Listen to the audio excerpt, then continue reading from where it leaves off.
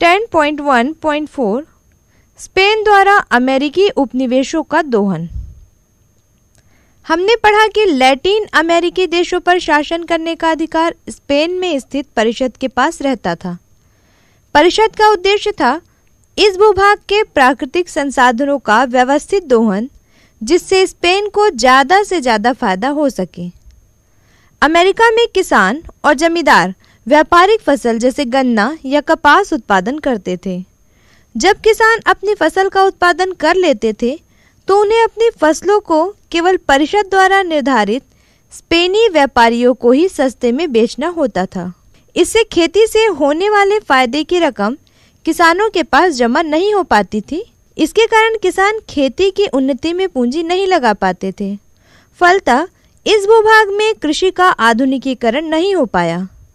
इसी तरह लैटिनी अमेरिका खदानों से निकलने वाले सोना, चांदी और धातुओं पर राजा का अधिकार माना जाता था और वह जहाज़ों के द्वारा स्पेन भेज दिया जाता था।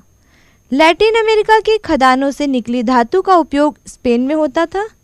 उपनिवेशों में किसी भी तरह के उद्योग धंधे का विकास नहीं होने दिया गया। कोशिश यह रहती थी कि सभी वस्तुओं की आपूर्ति स्पेन से की जाए। 10.1.5 स्पेनी उपनिवेशवाद के विरुद्ध संघर्ष। यूँ तो स्पेनी हुकूमत के खिलाफ कई संघर्ष और विद्रोह होते रहे, खासकर मूल निवासियों व अफ्रीकी दासों द्वारा, लेकिन वे असफल रहे। इस बीच उपनिवेशों के सभी तबकों के लोगों को स्पेन के शासन से परेशानी बढ़ने लगी। लैटिन अमेरिका में रहने वाले यूरोपीय मूल के लोग नए लोकतांत्रिक व राष्ट्रवादी विचारों से परिचित थे।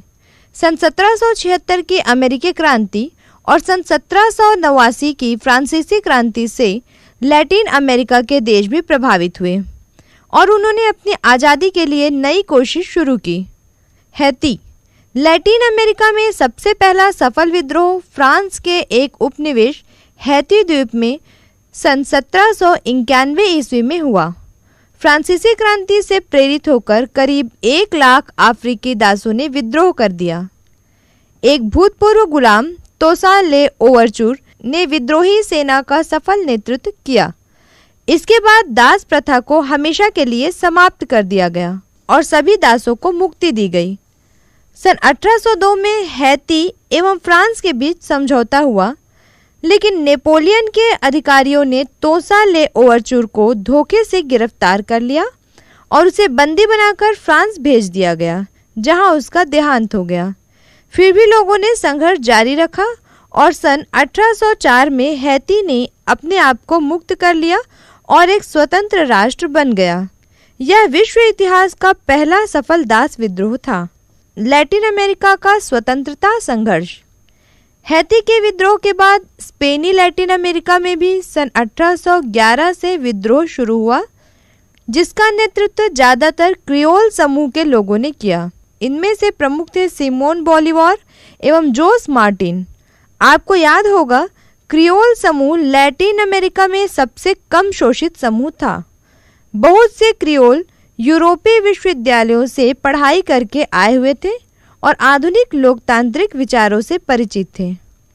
सिमोन बोलीवार ने क्रियोल, अफ्रीकी दासों एवं छोटे किसानों की एक सेना बनाई और स्पेन के खिलाफ सन 1811 में बगावत शुरू कर दी। इस सेना के साथ साथ बोलीवार ने स्पेनी शासन के खिलाफ अनवरत युद्ध किया, जिनमें कई बार उसकी हार हुई, लेकिन सन 1819 में वर्तमान कोलंबिया को उसने स्पेनी शासकों से जीत लिया। सन 1821 में वर्तमान वेनेजुएला भी मुक्त हो गया। इसके बाद वह दक्षिण में एक्वाडोर पहुंचा, जहां वह दूसरे लैटिन अमेरिकी नेता जोस मार्टिन की सेना के साथ हो गया।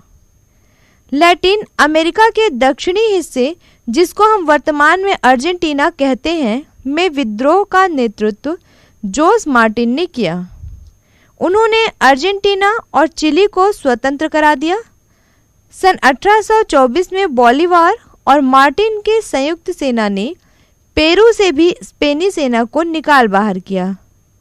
उसी समय ब्राज़ील में भी लोगों ने पुर्तगाल से अपनी स्वतंत्रता घोषित कर दी थी। इस तरह पूरा लैटिन अमेरिका यूरोपीय शासन से स्वतंत्र हो गया। सिमोन बोलीवार पूरे दक्षिणी अमेरिका के क्रांतिकारी मुक्तिदाता के रूप में जाने जाते हैं। जहाँ जहाँ उनकी सत्ता स्थापित हुई वहाँ दास प्रथा और बेगार प्रथा को समाप्त किया गया। अफ्रीकी दास और इंडियन दोनों उनकी क्रांति के साथ हो गए।